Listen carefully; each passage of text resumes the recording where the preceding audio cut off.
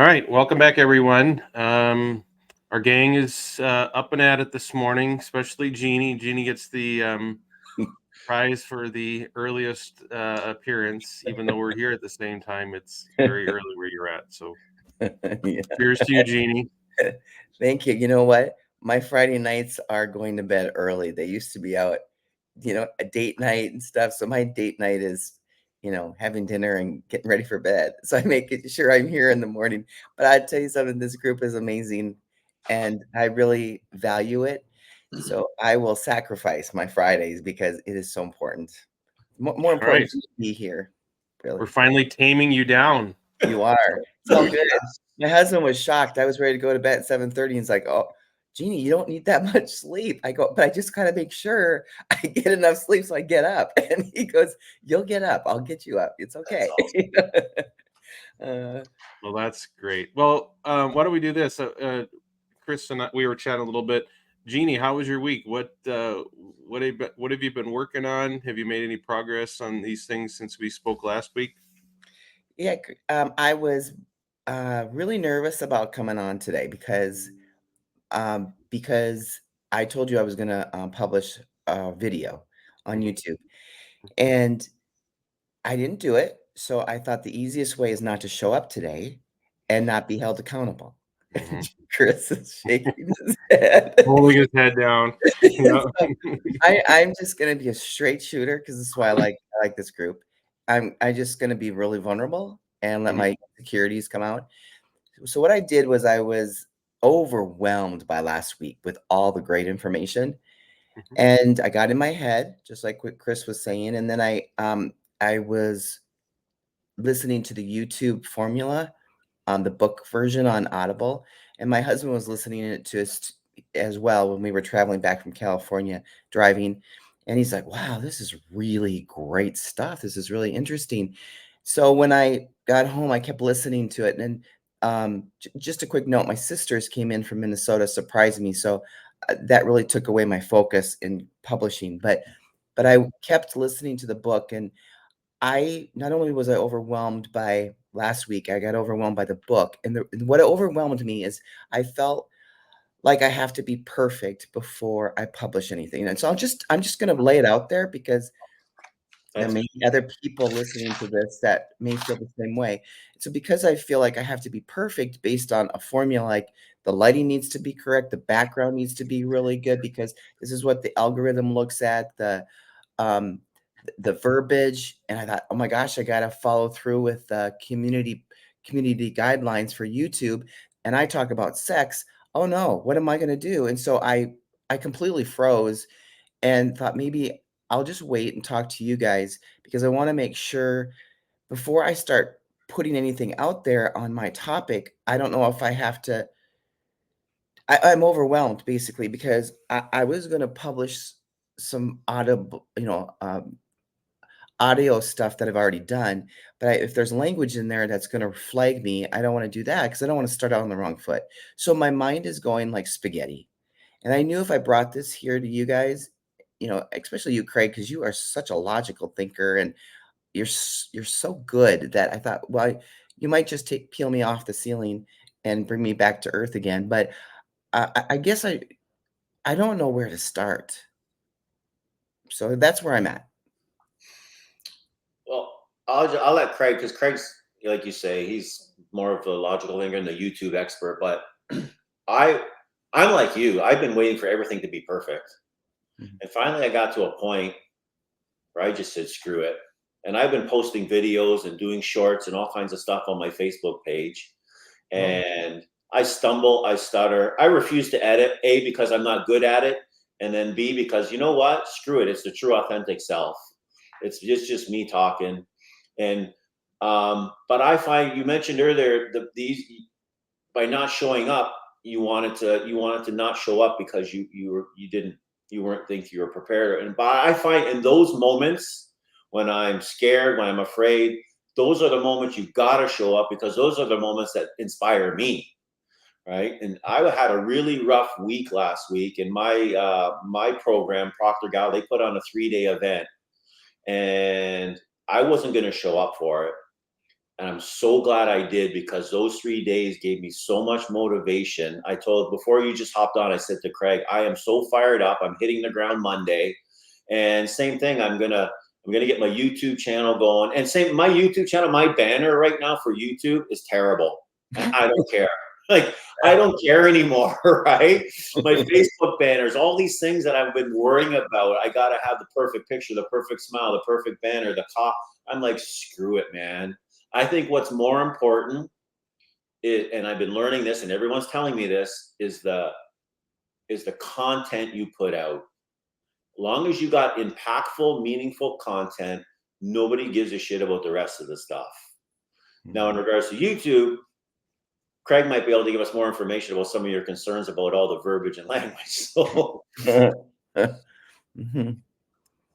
Well, yeah, it's a good timing, because I was out of town the last couple days for work, and I started listening to the YouTube formula audiobook, and I'm not sure how far into the book I am, maybe a third of the way, and a few things that struck out for me. Number one, the history of it was really interesting to me, like kind of how we got to where we are now. I found very, very valuable and very beneficial. One thing, and I started to have that overwhelmed sense creep in as I was listening to it, because you start thinking about things that you're not thinking about, and I'm, I've been very deep into the YouTube game on the YouTube podcasting side of things for over a year now, and I've been casually putting content on it for a couple years now. And that is the trouble with any kind of tutorial or book or whatever. You start thinking about problems you didn't even know you had, right? And that, Yes. I Yes. mean, that is the problem. That is the paralysis that it can cause. But and as I was literally, as I was listening to this, I'm just thinking, Jeannie is going to freak out when she reads this book, because I know the type of reactions it evokes, and it evoked reactions in me, having gone through a lot of this already. So a few thoughts. So,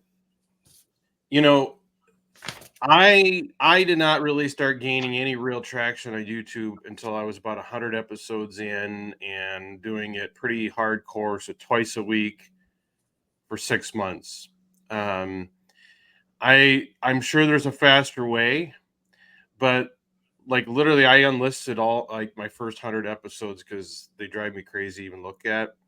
So you do have to just you got to stop thinking about results where you're just starting. Like you do it messy, do it ugly, just do it. And that's where I had to get out of my own comfort zone.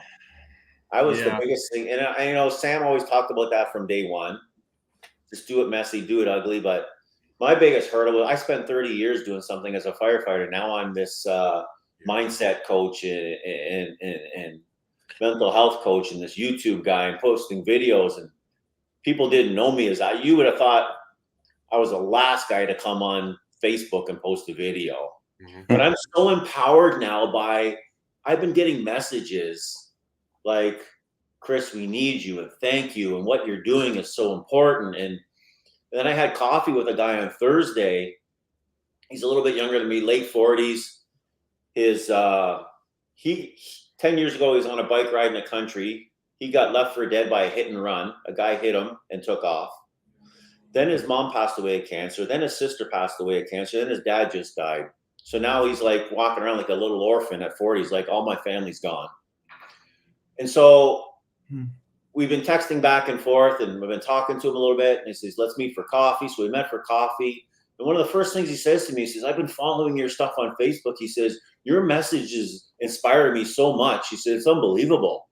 And I've been thinking the whole time I've been thinking, my videos are crap, stumbling and stuttering. I don't even know what I'm saying. Like, I think it's just garbage. And he says, your messages have been so inspiring to me. Thank you. He says, you fire me up. And the whole time I'm in my head thinking, I don't know if people understand even what the hell I'm doing. Right. But he told me he's been following along, and he's like, thank you. Now he might join my program. He might spend $5,000 and jump into my program. Wow. Yeah. Wow. That's Yeah. fantastic. So that's why I say, like, you think we're in our analysis paralysis, right? Mm. And that's why I think it's so important just to deliver meaningful content. And Jeannie, like, I think you have such meaningful content. I think anything that comes out of your mouth is going to be leading and inspiring people. Wow. This is why I like this group, because you're encouraging. You guys are great. Here, here's Go something. ahead. Let me finish one thought I wanted to get out there before I forget that I think will help this. Mhm. YouTube does a lot of different things. Okay. My kids watch A for Adley, and it's like I want to peel my skin off watching it. It is so bad. And these people have tens of millions of views. It is the most horrendous thing, and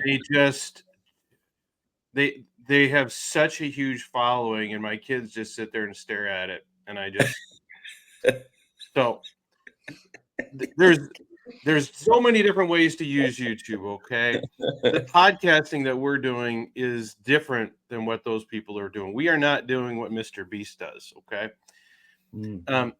YouTube, that's why I love YouTube so much, is it's so versatile because you can. So to give you an example, one of the ways that I'm using YouTube, it is to sort of humanize my professional practice. Okay. And so Mm. people that follow me don't just see me talking about what I do for a living. They see me fishing. They see me hunting with my kids. They see me lifting weights, right? So there's no call to action to that other than if someone Hey, is wait a looking minute. for me. You have videos of you lifting weights? Can Oh, you yeah. send me that link? I'll watch. Okay, sorry. I'm sorry. Go ahead. I took a video of me today in my cold plunge, and I thought, this is wrong. I'm going Did to you delete really? it. I did, because I was going to post it, because I do You cold need plunge. to do it. I would watch that stuff. You need to Well, put it back let on me there. get in shape first. I told you 30 years and 30 pounds ago. Let me get in shape first. See? But, No, but, you got to put that on but there. you're right. Like, because everybody keeps asking me, because I cold plunge a lot. And it's like, why? And what's the benefits of it? So today I dumped a 10-pound bag of ice in my cold plunge, and I jumped in and I videotaped, and I'm looking at it. I'm like, oh, this is wrong. I'm going to delete it. But I'm going to do something. Yeah, you got to do that again. Do that again, because I'll watch. And Craig, you do a cold plunge too, Craig, and I'll watch that too.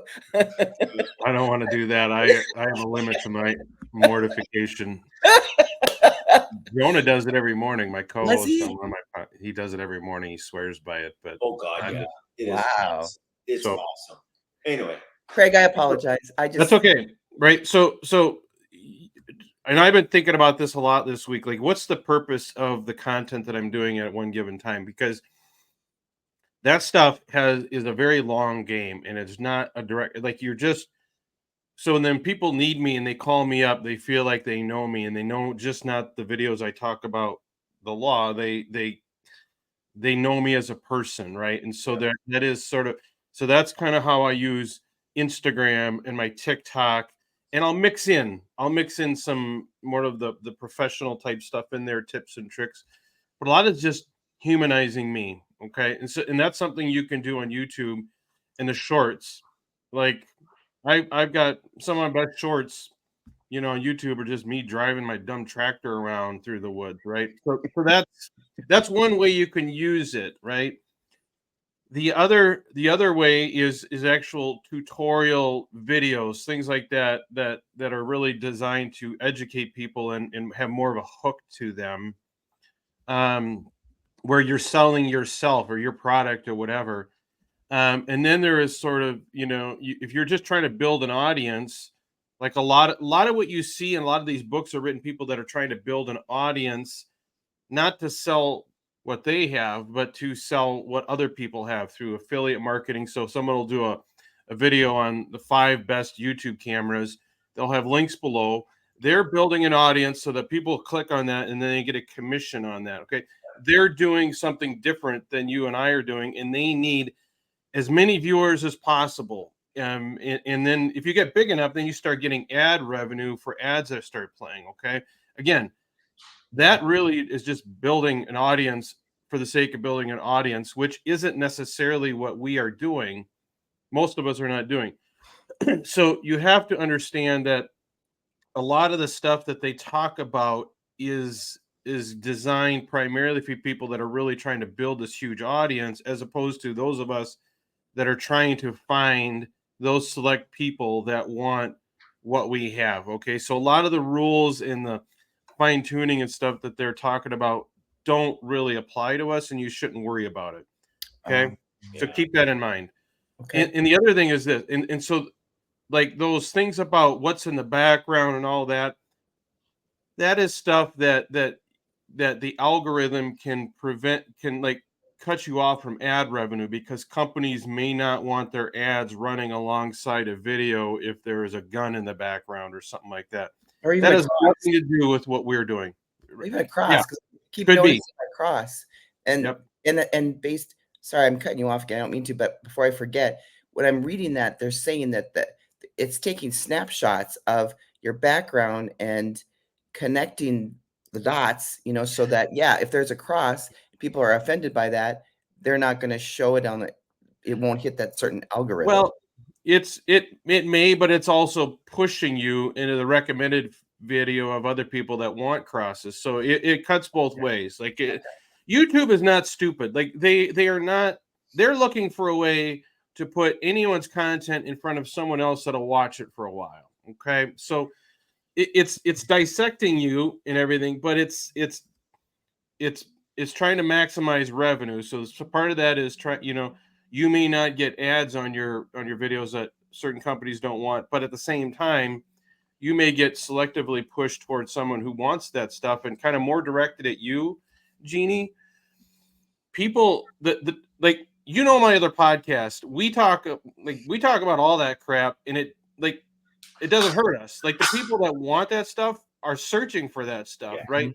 The people that want to talk about that stuff are searching for you, and you don't necessarily want the people that are going to be sort of turned off by those terms. You want the people that are actively searching for that term. So I would not filter your content. The worst that happens is you just don't get promoted as much in someone else's feed. But I think when you start to make things more vanilla and you filter yourself, yeah, maybe your views go up, but they're not quality views. They're not people that are ever going to hire you or care about your content. See, that's one thing you really have to be thinking about. Views are great. Any view is great if you are trying to build a huge audience and sell advertisement. Views mean nothing for us who are trying to target a certain group of people. We're trying to get our video in front of the people that care about the stuff, or potentially care about the stuff that we talk about. So I would include that language and not worry so much about views, because 1,000 views in front of your target audience is far better than 1,000,000 views in front of the kids that sit around and watch A is for Adley. Yeah. Okay. Well, one of the biggest lessons somebody taught, I was in my head a couple of weeks ago, and I spoke to one of they call success advisors, and I said, I was always trying to sell what I'm doing, or I was looking for, how am I going to gain clients? She says, Chris, you're not selling you're attracting. She says, put out content that will attract people. She says, there's people out there looking for you specifically, looking for help, looking for motivation. There's first responders not knowing where to go, what to do, who to call. There's just people in business, like whatever. She says, you're attracting people, and you do that by your content that you put out. So she says, if you put out meaningful content that resonates with people, it'll attract people. She's like, and Craig always said this, like, you're not going to have to sell anything. They're just going to come to you. Right. So that hit me pretty hard. So I've been putting together the last couple of weeks, like really just trying to make, and I think I do well. I'm not good at long content stuff yet, but I want to be, but I can talk for 2 or 3 minutes. And I think in those 2 or 3 minutes, I could give people enough little bit of information that'll make them think twice. Hey, I like listening to this guy. So that's kind of what I'm going to start doing. But attract, that I had to change my whole mindset to, instead of searching and looking and selling, to attracting. And when she said that, It's like, wow, she's right. Like, what catches my attention? I hear somebody say something, and I start following them. So it's all about attracting people by meaningful content. And the other thing I would add to that, sorry, Jeannie, but this kind of was in the book, and this is rung true in what I've done, is when you start to get an audience and people start commenting, they will give you cues of what they are looking for. Yeah. They'll comment and they'll say, "Man, I wish someone would do a video on this," or "I wish would you do something on this?" Like, you give people an opportunity who are attracted to you and identify the problem, because what you're trying to do is identify the problem that they have so that you can fix it, as opposed to figuring out a way to convince them to buy the product you already have. And hopefully those are the same thing, but you don't know. Like, you have to kind of turn the focus from you and what you have to offer and go out and search at people's problems and constantly be trying to understand what they're dealing with, so that you can deliver that and tweak things for that. So that's, you get the audience growing. The people that are not, that are going to be okay with you just talking raw and unfiltered, are going to become very passionate. They're going to be there waiting for your videos. They're going to be in your comments, sharing it. You're going to get just a lot of valuable information out of that. So, but you just have to start producing it and be consistent about it. Boy. And if you can, Good. always try to start by asking a question. So whatever your lesson is, or whatever you want to talk about, hey, have you ever had this experience? Have you ever tried this? And like, just like, I'm sure a lot of women came up to you in your talk a few weeks ago, and we're talking about things. And so you can take that and ask a whole bunch of questions. Have you had this problem? Have you ever trying to solve this? Have you ever come across it? And that's what catches people's attention. It's like, yeah, I have, right? So that's what I found was really impactful, because you have that elevator speech. So you got to really ask a question right off the top that grabs people's attention. That's really good, because when I'm authentic, and what I really enjoy is the interviews that Craig and I have, because we talk about everything, everything, when it comes to relationships. My algorithm goes crazy. I mean, people love that stuff, especially when I have sex in the title, obviously, and then once I make it more vanilla and tame it down, it's the listenership just takes a nosedive. Yeah. And so I know that there's a need. And to give you an example, when I was in California, I was at this resort and talked to this couple, and beautiful Black couple. And when her husband got out, I had a one-on-one conversation with her, found out she's been married like 12 years. And once I start asking the questions, I'm finding out that this woman has never been made love to. And there's a difference between making love, and there's a difference between having sex. And I says, have you ever been made love to? And she's like, I've never been asked that question. And she thought about it. She goes, nope, my relationship with my husband's all about sex. Yeah. And she goes, my relationship is over. And she's only 38, 39. And so, I started asking more questions, but I thought, well, here's the therapy part coming in. I'm like, it's too exhausting. I don't want to do that. I just want to have a conversation and find out more information so I could do more podcasts and create more content. But I think there's really a lot of people out there that just need some guidance. And I've been taming it down, and I haven't been real. I haven't been authentic at all, because I'm thinking I don't want to offend anybody. But you're right, Craig. Those aren't the people I want. I wouldn't even want to work with people that are offended. I don't want to be working with people that are offended by the word sex. Yeah. I mean, that's ridiculous. I'm like, no, so you're right. So thank you. I really appreciate this information. This is really, really good stuff to get me back on track again. No, I think there's a lot of people out there looking for you. You don't have to go looking for them. You attract them. And what really attracts them is your authenticity, right? And that's they first of all, they want to find someone who's authentic, and then they want to find someone they can trust. And once you gain their trust, they're a follower for life. Right? What I've noticed this week too, this might be a little different, but when it comes to trust, because I was traveling just for a few days to California with Kurt, my husband, to get him out of the office because he works all the time. And as I'm sitting around listening by the pool, by the just listening to conversations that are had, and mostly with women, is I'm noticing a lot of manipulation and a lot of information that's not, uh, okay, I'm gonna be very direct, but lying. Yeah. And how they're lying about, here they're at this resort and they're supposed to be working and they're having a conversation with each other saying, "Yeah, I just let them know that I took I'm on a call, so I can't work right now."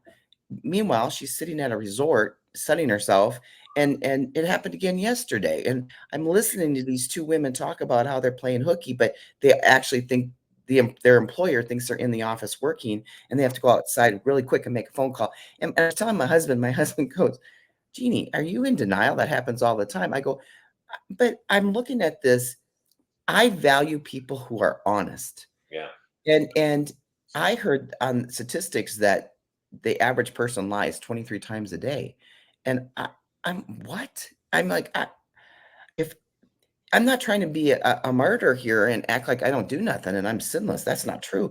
But when you are purposely meditating on going out there and not being honest, how can you develop how can you be genuine and create an audience people have got to be able to see through that. So I do value that, Chris, about um, being genuine and being yourself, because I can pretty much see through people, Yeah.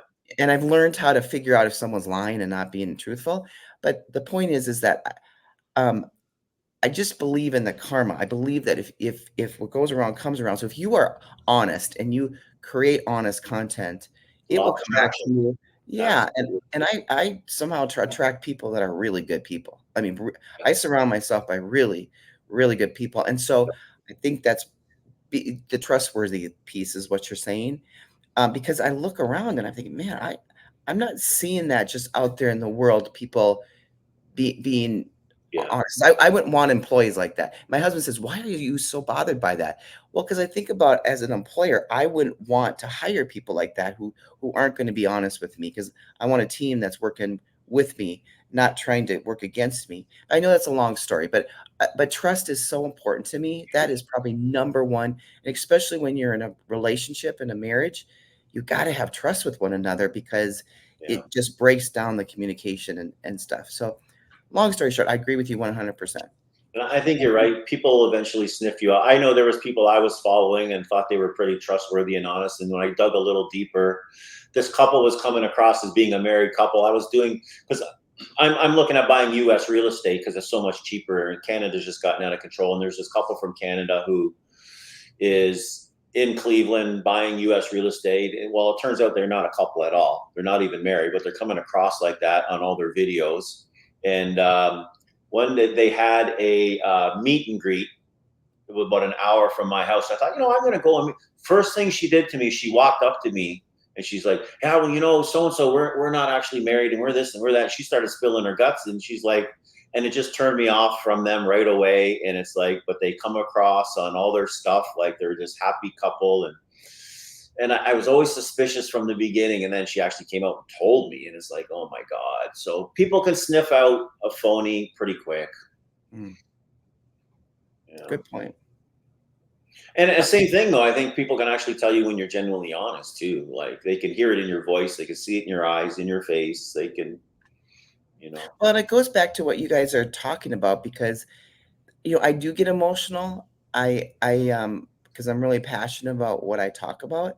And when I was talking to that women's group, I was honest. I was very direct and passionate. And later I got feedback from an individual, and she said, "You were so genuine. Yeah. That's why the women all opened up, because you were the pioneer. So you shared from your heart that the hurt that's out there and the hurt you went through, just trying to figure out what was going on in your body. They are the same. They don't understand what's going on with their body. And so they listen to you, and it woke them up to be honest and share and be vulnerable with the whole group, because it was safe. So you created a safe place by being vulnerable and genuine. And I'll go so far. I talked to Marcus, who's my trainer, about this stuff, and this is just a side note, because I'm really open about, like, my husband taking testosterone, the hormones that we need as individuals. Well, my trainer the other week, 2 weeks ago, went to get his blood test done, and he's a fit man. He's only 38 years old. Craig's seen him and all that, and he is like a model of fitness. Period. He looks it, he walks it. Found out that his testosterone, he should be at about 900 to 1,000. His level, he's down to like 200. And he wasn't feeling very good, and he didn't know why. So I got him in to see my doctor, and so he got tested, and now he's getting his prescription of testosterone. But he was given some testosterone to carry him over till he got his own prescription. He is a completely different man. He is the well-being that he feels, the energy he feels. He's not exhausted and tired. This is a 38-year-old man. And then he treated my son, and he goes, Jeannie, I think he needs to get in too, because he's in his 30s, early 30s. But and I talked to my son about it. He goes, Mom, I'm so young. I go, it doesn't matter. The doctors are seeing that the testosterone in men are going down because of environmental issues, the stress that you young men are under. It's just worth just getting tested so you can keep an eye on you. But the thing is, being open and being vulnerable changes lives. 100%. I honestly, the comments I've been getting, I had no idea. I'm just I'm part of certain groups or whatever, and I'm just being honest and open. And I think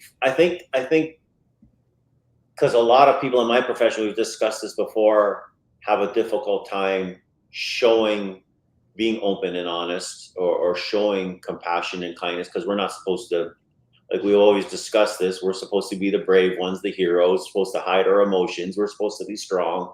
And then when you come across saying, I've had this problem, I've had that problem, I've had mental health issues, I broke down in front of a group of people and nobody helped me. And it's like, when I started explaining my story, a lot of people were really moved by it because I opened up. So now I'm trying to get, like, one of my sayings is, I want to light a fire in your belly so strong that it gives you the courage to put your hand up and stand up and say, I need help. Wow. Right?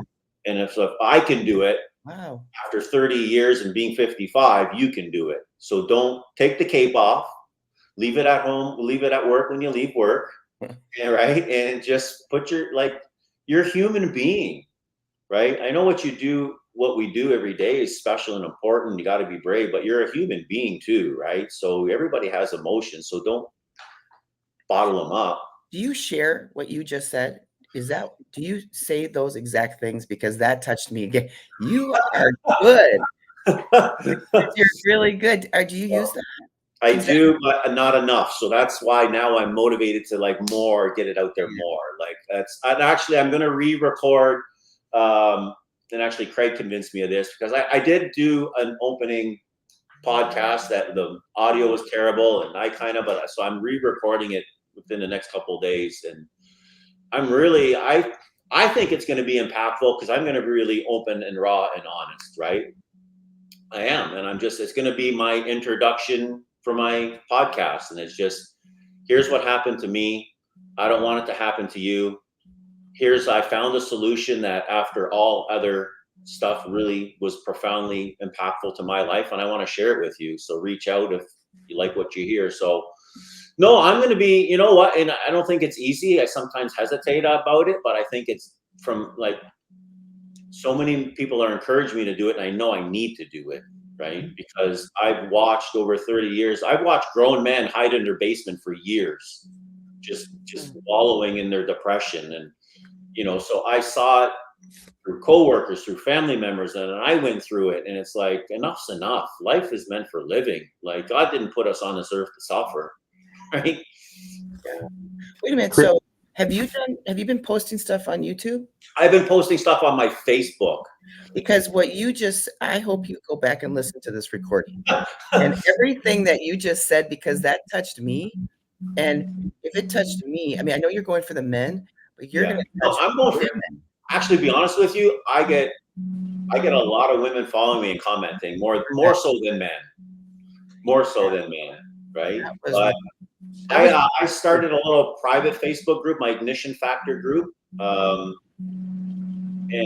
I put a lot of these little videos on there. I do some goofy shit, and I think it's stupid. And the other day, I'm having coffee with the guy, and he says, I love your content. It inspires me. Well, I'm in my backyard sitting by my pool, just talking about gratitude, or talking about something, focus, or talking about mindset, or talking about my problems, and everybody's like, your stuff's great. And I'm like, and the whole time I'm in my head thinking it's not good enough, or I could do better. And I know I could do better, but and that's why, we started off the whole conversation about just do it, man. Just get out of your head. Just start putting meaningful stuff out. My goal now is to actually make it like more meaningful and more impactful. So I'm going through all the lessons that I teach and all the things, and I'm going to start delivering, like, to me, what I think hopefully hits home for people. But so that's why I know I'm going on here, but I've been learning that YouTube is so powerful. And that's why now I want to hit the YouTube circuit. And I know, like I said, right, like my banner's not great, my pictures, but I think what's important is my content will be great and touch people, instead of worrying about the picture and the banner and is this correct and is that correct, right? Because I think it's the words we say and speak that is more profound, that's going to attract people than a nice YouTube banner. Eventually that'll come. But the words that you just used, though, if you go back and say, I fell apart and no one was there to help me, just that, it was, what was it, 15 seconds that you did that? Right. That alone is powerful. And you can start, this is just my opinion, but listening to you, because you were so genuine, right away you're sharing your vulnerability, and you put that on YouTube. Oh, you're right. I don't care about your banner. I don't care about your logo. I don't care about any of that stuff. I care about your story and what you just said, and how you can help me, because I've been vulnerable. I have been up on stage crying, and no one's come to help me. This is what, or I've been vulnerable in front of my friends, and nobody came to me and asked me if I was okay. People can relate to, millions of people can relate to what you just said. I mean, that's brilliant. I mean, I think you just need to hang on for the ride. Once we get going, it's because I think the three of us are very powerful in what we talk about and how we articulate. But for years, I was caught up in all that other crap that I think we all, worried about, making sure everything's perfect and this. And I'm like, that's not what people want. I think if I just put out some, like I said, I think I'm really good at short content. I want to get better at a little longer stuff. But I just think like you just said, if I can deliver a 2 or 3 or 5 minute message that hits home, people will start following, and I'll start attracting people. I know I will. Like, it took me a long time to get over that, or to understand that, but I'm at the point now, I'm so confident and in a good way, that I know it'll make an impact. Oh yeah. I mean, I really hope you go back and listen to what you just said, because in 15 seconds, you almost brought me to tears. I mean, it was really good, Chris. And honestly, how many people have said that to me, which keeps me inspired, because that keeps me in, like, almost every time I speak, somebody has a comment like you just said, and it's like, holy shit, I think I'm making a difference. But you don't think you are. You know what? First thing that comes to mind when we all start this, who's going to listen to me? Who's going to want to hear a grown man cry? But then you realize a million other people are crying. A million other people are thinking what I'm thinking. And they were just waiting for somebody to step up and lead. Right. This is how far your message has gotten. Okay. Just talking to me. So I was talking to my sisters, and all I could think of was your experience and our conversations. Okay. Just the last couple of times.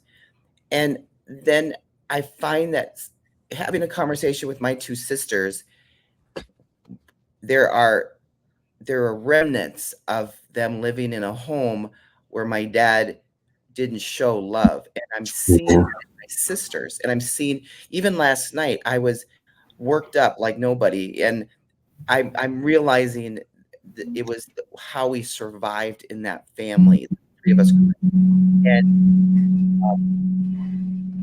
And I realize, I think it has a lot to do with my dad's career and how he interacted with us.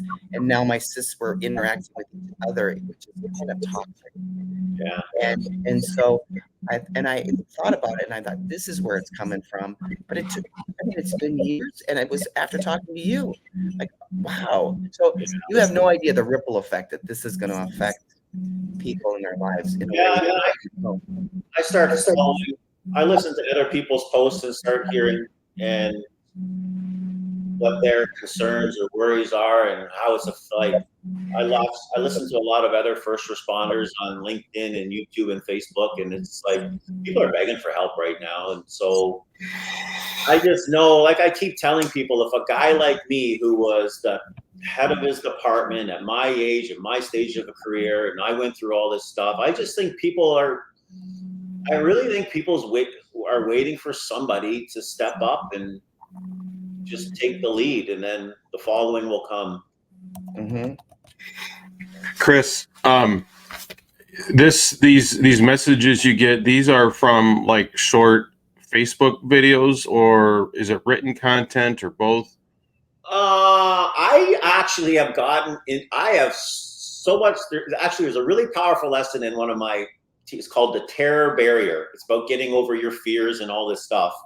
And I actually really enjoy now doing stupid little I actually enjoy doing my little short videos now. I'm at the point I was so scared, but now I'm at the point I enjoy it. I know. Right. But I like to do, so right now I'm posting a lot of video content. I should say like a lot of little short stuff. I haven't got into written content, but I want to get into written content, especially on LinkedIn. I'm going to do a combination of both. But on LinkedIn, I'm finding Facebook aren't my real followers yet. Facebook doesn't seem to be my crowd, but I think LinkedIn are where all my professionals are all.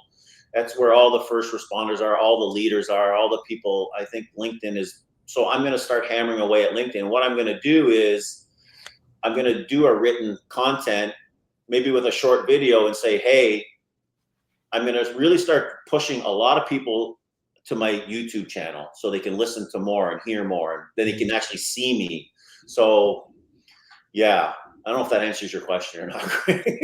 Are you posting these as reels within a Facebook group? How are they being? No, you know what? I just pick up my phone and I walk either in here in my office or my backyard, and I'll say, you know what, today I want to talk about gratitude. And I said, and I'll talk about 3 things, and then I just boom, boom, and I throw it on my Facebook. And what I need to do is I really want to chop it up into reels and shorts and do all that stuff. Are they typically less than a minute or longer than a minute? I like to talk, so they're longer than a minute. So nothing short comes out of my mouth. I'm not sure. I mean, a few things I'm thinking. To me, I think you're wrong about Facebook not being your target audience. I have to think your target audience includes a lot of the same target audience I have, which is middle-aged men, probably, and middle-aged women. Facebook is where they hang out, so don't discount that. It could be, and I suspect you're not using Facebook quite the way you could. Yeah. But here's something to think about.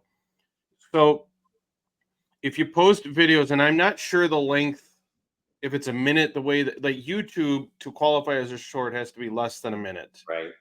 TikTok, and I think Instagram is the same way. TikTok, I think you can go longer, but realistically, people aren't going to listen more than a minute. And I think Facebook Reels are this. Excuse me, I think that is a minute too. So one thing that you should seriously think about doing, whether you do a video that's longer or not, is to get it down to under a minute and then actually post it as a public reel, okay, on Facebook. Because what that does is Facebook will churn that out into its suggested reels that show up in your feed all the time. Right. Now Facebook is pushing you to everyone that its algorithm thinks might be interested in this, as opposed to people that are already in your community. Yeah. You have to be looking outside yourself, because kind words are great, but for most of us, the people that we're looking for aren't already in our circle. They're out there somewhere. Yeah. And so you have to find them. So on Facebook, that means you need to post a Facebook reel publicly. Okay. Yeah. That will get it out there. And that's where, title and thumbnail can matter, but don't overthink that. Yeah. Get it into a reel. Same thing with YouTube. You need to get it as a short, because what you need, and I'm going to be very blunt here, you need the firefighter that's sitting on the toilet scrolling his phone to stop and listen to 10 seconds of whatever you have to say. Yep. Exactly. That's how people find you. Yeah. That's 100%. So you have to find, if you do a longer form content, find that hammer, find that 15 seconds of whatever that someone is going to stop long enough and listen, because that does a few things. Okay. Number one, it may lead them to subscribe to your channel. That's ideal. And you can also link, if you've chopped that up from a longer form video, which is what we do, you can actually link it to the longer form video, and it'll give them a prompt on YouTube, for example, to click, and they can watch the whole thing. But even if they don't get to that point, the second they stop and watch that, the YouTube algorithm and the Facebook is going to put more of that in front of them. So the next time you do a reel, it's going to put that in front of those people, and they're going to see it over and over and over again. And maybe they just skip over it, but they see you show up in their feed enough times, they're going to stop, and eventually they're going to bite. Okay. So you have to get this content in a reel, Instagram reel. Yeah. You should get on TikTok maybe, but YouTube reel or YouTube shorts, and I would say Facebook reels are going to be a core of what you do to grow your audience. And this is true for you too, Jeannie. You've got it. The people that you want are not going to just sit down and listen to a 15 or 20-minute video. They're just not. I don't do that. You don't do that. Yeah. None of us do that, right? People want quick hits of inspiration. Right. Yeah. And so just getting them to nibble and to stop. Yeah. YouTube knows that. Facebook knows that. And then they put more of that in front of them, and they keep putting more of that in front of you. Yeah. And so that is really your entry point. And that's how our channel grew. We grew 99% by YouTube shorts, the first 100 subscribers, maybe 150 subscribers. We're up to about 300, almost 350 now. Okay.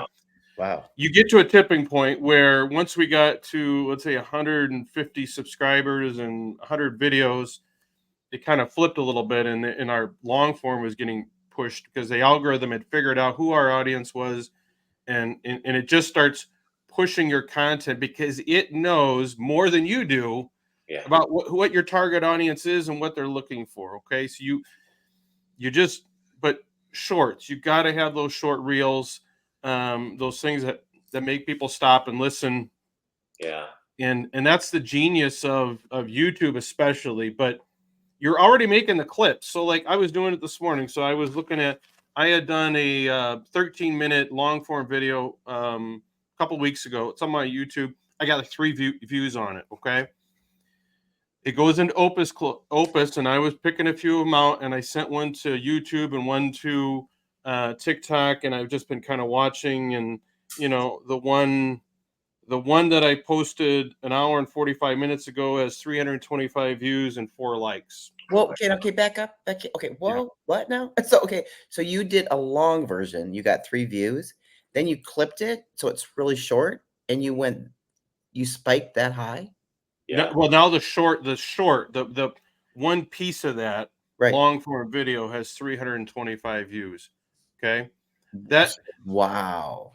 And now I don't want to like mislead so a short view may just mean someone stopped for a second and paused at it. Okay. So, and this is something this is actually a nice segue. When I get done wrapping this up, I want to talk about something that we talked about in the Facebook group about being misled by views.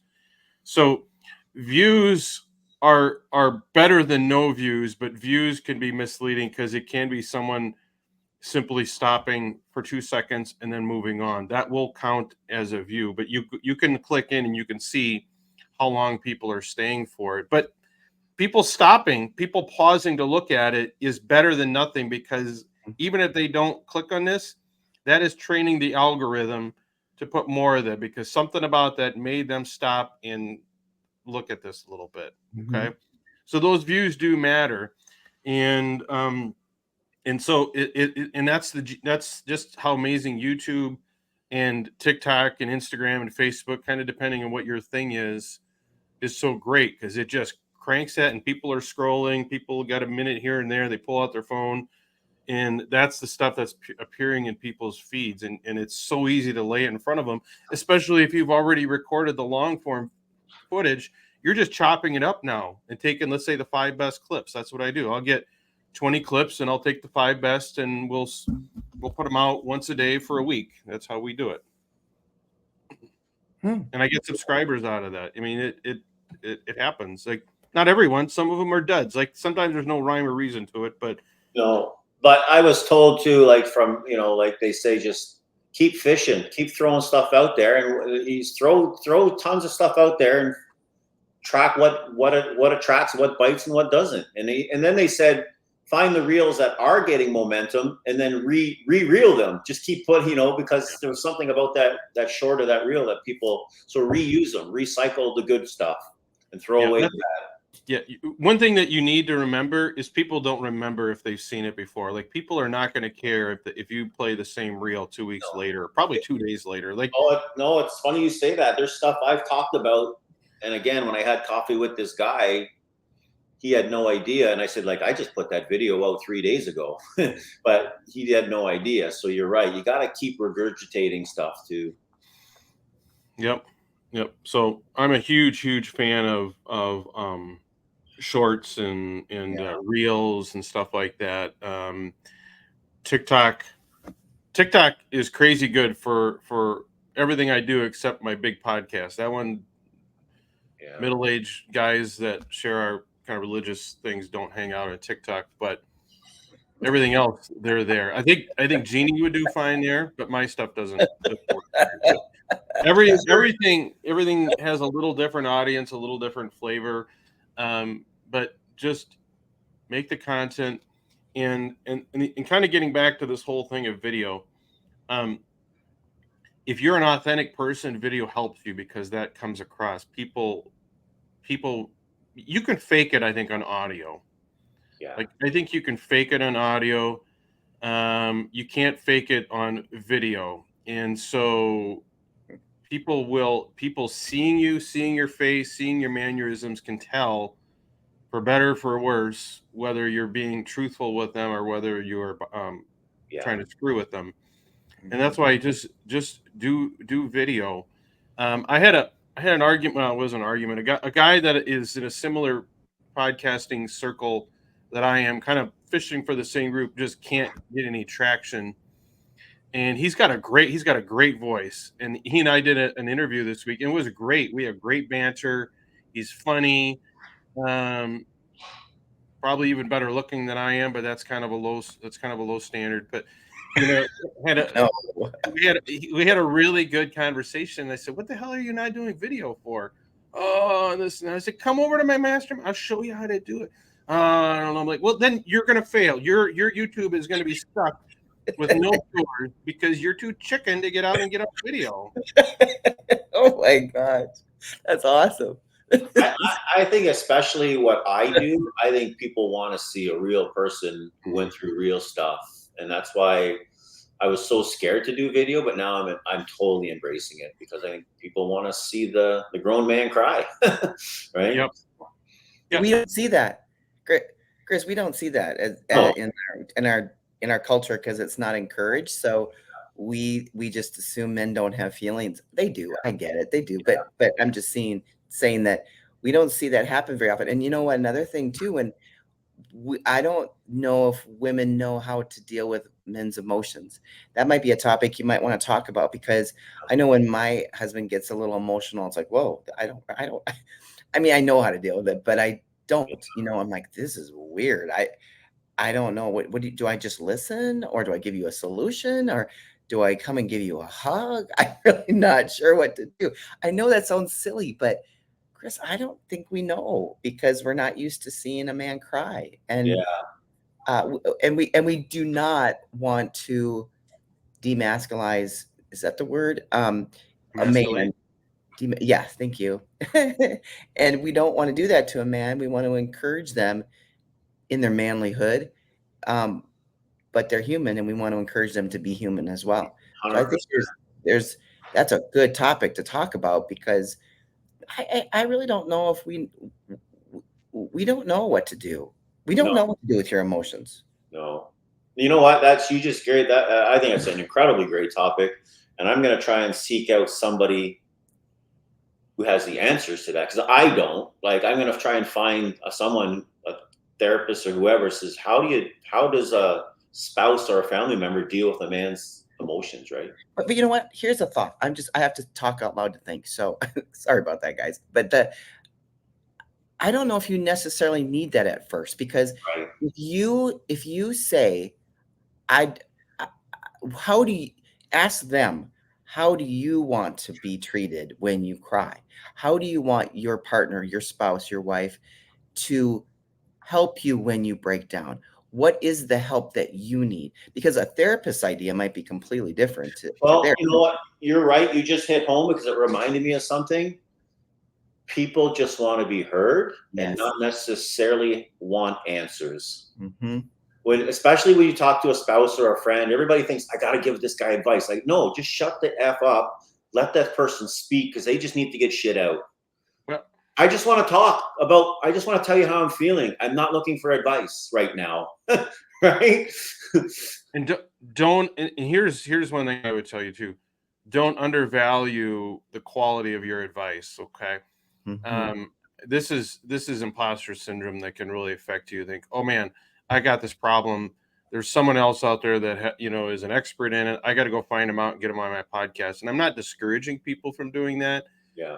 But I think we tend to undervalue our own experiences and overvalue someone else just because they got some credentials. I'll tell you firsthand, I've had some, pretty important people on my other podcasts, and people, not that they don't do poorly, but people are like, when are we going to listen to you guys again? We came here to hear you two doofuses talk, not this guy, right? So people are following you for you, Right. not Yeah. necessarily because of the PhD that's going to come on and jabber gibberish and stuff like that.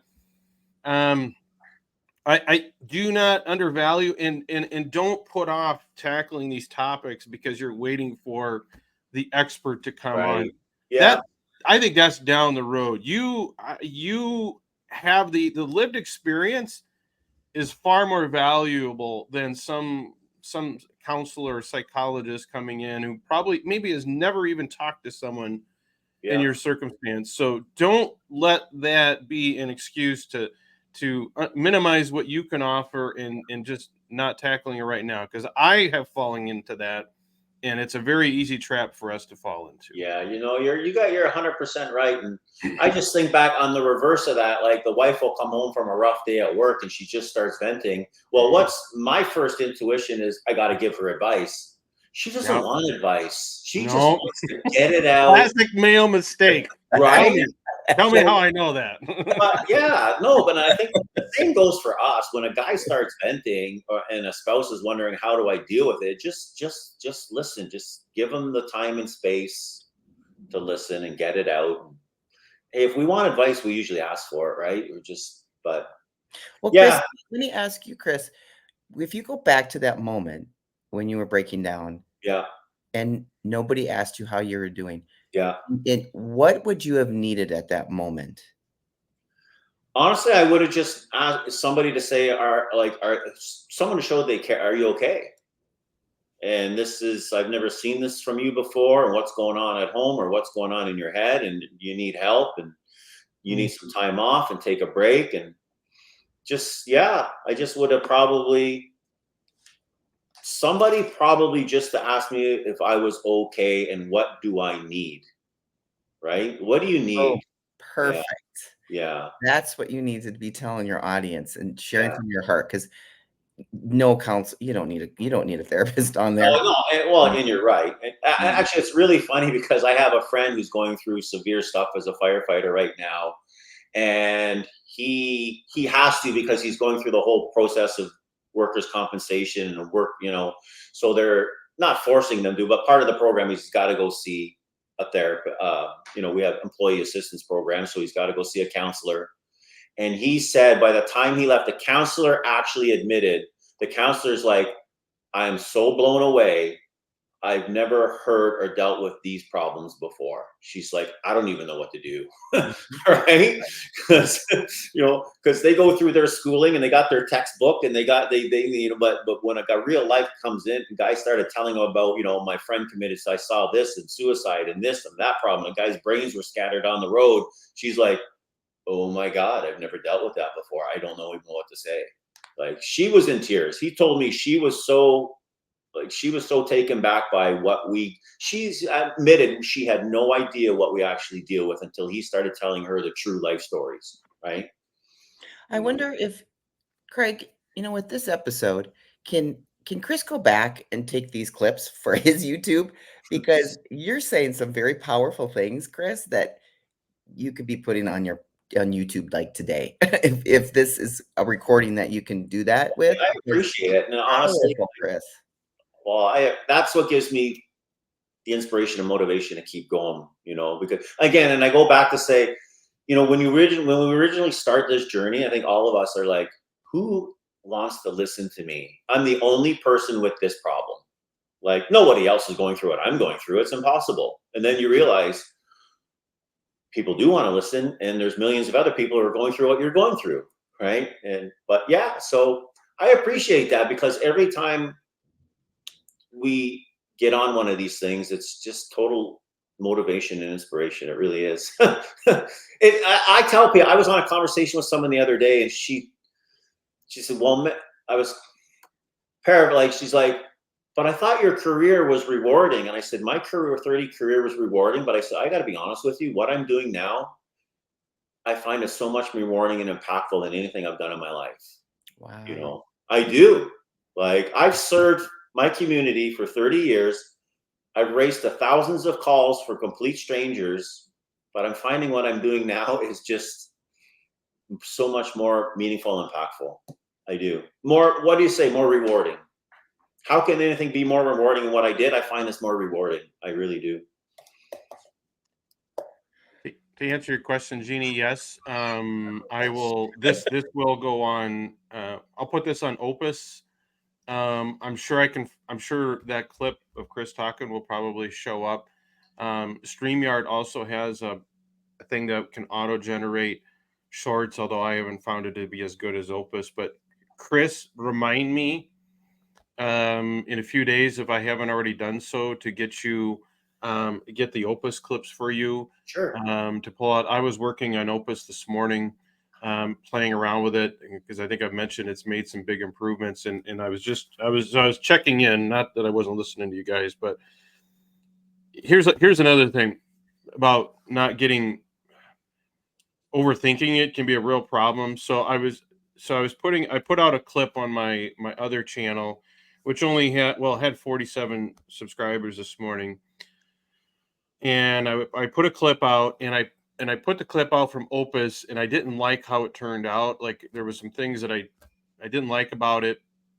So I went back and I tweaked it and I published it up. And sometimes I'll do that. I'll put the same clip out side by side, but I'll tweak the caption or something about it, thinking I'll do it better. The one that I put out that I didn't like has 421 views, 5 likes, and I've gotten two subscribers to that channel in the last 2 hours on that one. The one that I thought was better has 38 views, no likes, and no subscribers. So I don't, like. I don't. Yeah. Just keep putting stuff out there. Put it out there, Yeah. and as you eventually get big enough, you can start being more methodical about really thinking about things. But I'm telling you, I just threw it out there. I thought this was stupid, and it's performing very well. So yes, use something to generate these clips. Yeah. The title's probably the most important thing. Something that when someone is scrolling, they look at it, and in the first 4 or 5 words are what they're going to see, and that's going to catch their attention. And when you click on it, the beginning of, you don't want any filler crap in the first 5 seconds. Like, you need to hit them. Like, the first 4 words that come out of the word in that out of that video, that clip, need to be impactful. Otherwise, they're gone.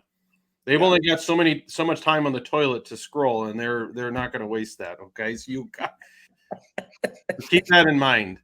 Um, I got a visual. I'll keep that in mind. yeah. Sorry about that, everyone. Insert poop emoji No, here. I didn't want, and again, like I didn't want to downplay what we did or what we do, you know, obviously. But I just, like I said, I just find I told somebody the other day, you know, I led and inspire a group of 35, 40 people. That was my crew, but now I get to lead and inspire hundreds Millions. of people. Yeah, Millions. yeah, yeah. So, and that's part of my opening. I always say this: you become the sum of the 5 people you hang out with, and I kind of say, like, if I can find 5 people to follow, if I can get 50 people, maybe 500, like I just find it so rewarding. So that's because I want to create a community where it's safe for guys to come and talk and be open and be vulnerable, and that's the message I'm getting out there. It's my whole mission. I call it my ignition mission because it's the ignition factor. My whole mission is to create a community and environment where it's safe to come on, and then one day maybe we'll have a few thousand people or whatever it is. But yeah, so anyway, so I Hey, get do we have a hard stop? How much time do we have left, Craig? Typically, people stop listening after an hour and a half, so we Okay. got 20 minutes if you want, but I can go I off got too. I got more of a strategy question. Mhm. Okay, so because these videos are so valuable when we get them on Saturday, I'm trying to figure out the best way to use them. And so I'm wondering what would you think, Chris and Craig, about do I put these videos on my main channel, Maximum Desire, or should I start another channel based on I can name it, the YouTube geeks or the lost YouTube people. I don't know. I can come up with a crazy name, and that shows that we're just beginners and we're just starting to follow the YouTube journey or something like that. Do I start at something like that, or is it better to do just one channel? Because I listen to what you do, Craig, and I can't keep up. I don't know how you do what you do. I really don't. One time I think you need to do a time management thing for us, or for me anyway. 30 minutes on how to time manage yourself. So I'm not really, because it has to be easier. I'm gonna quit. Well, I'm not gonna quit, but I'll just burn out or something. But it needs to be really easy for me to keep going and create the momentum. I have no idea how you do what you do with a couple channels. So what would your suggestion be? I'm not a strategy expert, but here's what I think the right answer is for us. And I'll do this next week because I've been thinking about it anyway. Is let's create a standalone YouTube channel for this mastermind. Mm, Um, and I think because here's what I think you probably don't want to do. We probably don't really want this on our own channel where we're talking about our struggles and stuff like that. right. This isn't the stuff mm. that I think we want to necessarily mix with our main audience. So Oh, good. Okay. I Yeah, wouldn't do that if it were me. Okay. I agree. But if we create a standalone channel, which I kind of been talking about that in the chat anyway, I think it's time to do that. I think we all benefit. It's sort of like a rising tide lifts all boats. If we have a standalone channel that we put these every week, people that are trying to start their own channel are going to find it more so than people that are looking specifically for what Chris has to offer or Jeannie or I have to offer. They may be wanting to do something about baseball or something like that. But the generic stuff that we deal with is the same. So I think we want a standalone channel. You can absolutely, if you want to post this anywhere else, you absolutely can, but it probably isn't going to do a ton to attract the audience that you have. But if we have a standalone channel that is growing, people are going to come in, they're going to see Jeannie, and maybe they also have this particular need in their life, and I'm going to go follow her podcast. So this is going to be a way to get your channel out to people that maybe aren't already there and don't even know that you exist. Yeah. So that is my suggestion. And I think that's kind of the next thing, is to do that. So before next week, I'll create that, and it kind of aligns with what I've been working on in the past, which I'm building out a simple YouTube um, education thing for people that just want to start a YouTube channel. So I'll just start it from start to finish. I'll record the process for people that don't know how to do it and how to start putting videos up, and then I'll just put it on there. And it's going to take some time for this to grow. But again, we are not looking to attract 10,000 viewers to this, although that'd be great. We need people that are actually in our situations actively looking to do this stuff, and someone like Sean, who's really actually designed to help people with podcasts, probably benefit the most from this channel, because that's the stuff we talk about. But I think that's a long way of answering, but that's the way I would look at it. I like it because it's nice and clean. Mhm. It's separate. Yep. And you can share it. You can always share the videos and stuff too. But this type of, because I am putting together my own course that may eventually be paid on how to start a YouTube channel. This is more closely related to something that I may offer than you, Jeannie, who aren't necessarily, as far as I know, looking to coach people on how to start a podcast. You're coaching people on relationship. Right. Chris might be a little closer to this, people that, have this passionate thing, and maybe they want to then start a YouTube channel. But that's kind of how I think we look at it. I think the channel will grow best if we are kind of trying to, like I said, lift one channel up. Yeah. Because I think that will actually grow Agreed. the audience. That makes a great, I really like that. And then, so if I have this correct, then if you build a course on how to start a YouTube channel, you could be putting that link below on the notes. And also, you could be putting the, if people want to get a hold of us, you could put our links to our podcast or our YouTube channel, separate down in the notes section, correct? That's what I'm thinking. So people are watching this, they're going to see Chris, Ignition Factor. So you are sort of pitching your own channel throughout the course of this video. Same thing with you, Jeannie. Someone listening to you, they're seeing the name of your podcast the entire time. Every one of us in the description below will have a short bio and a link that you want to promote. I think that's the best way. So pick one each week. If 1 week I want to promote my podcast course, that'll be my link. If Chris wants to promote this course or just to his podcast or whatever, everyone that participates will get a link, at least one link below their name. Or maybe I come on next week and I talk all about my my GoPro camera that I use for my footage.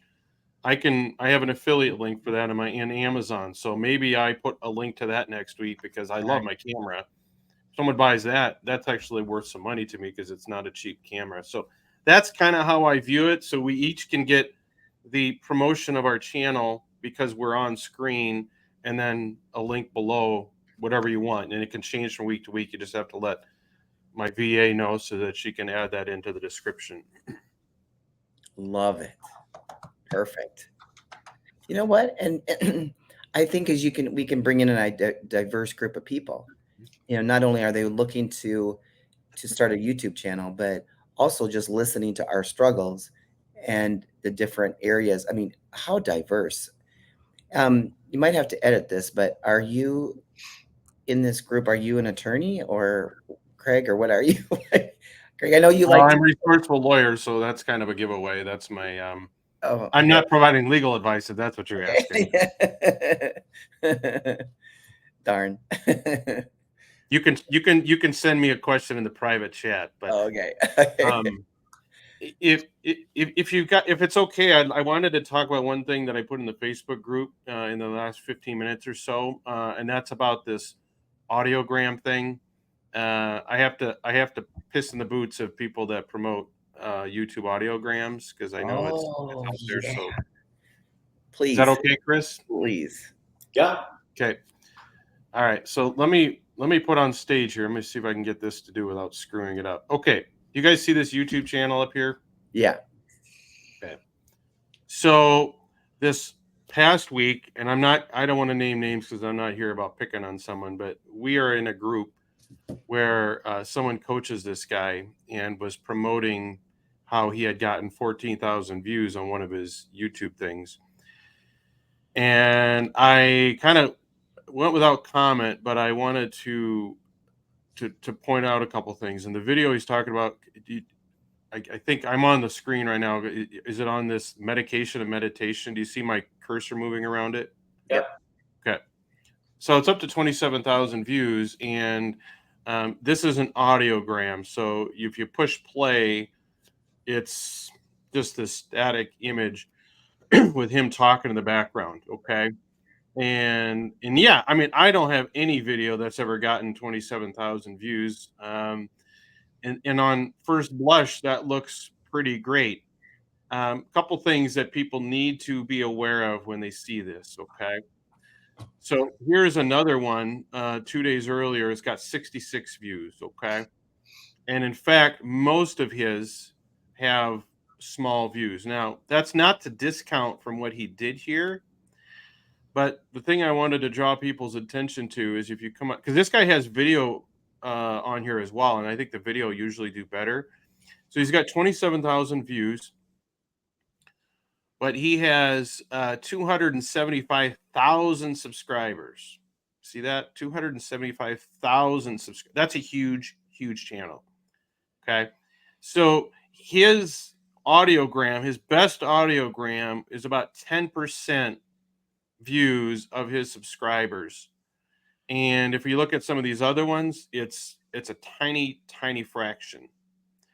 My videos, my podcast videos. So I have my main podcast. I have about 350 subscribers, and I seldom get under 100 views on a video.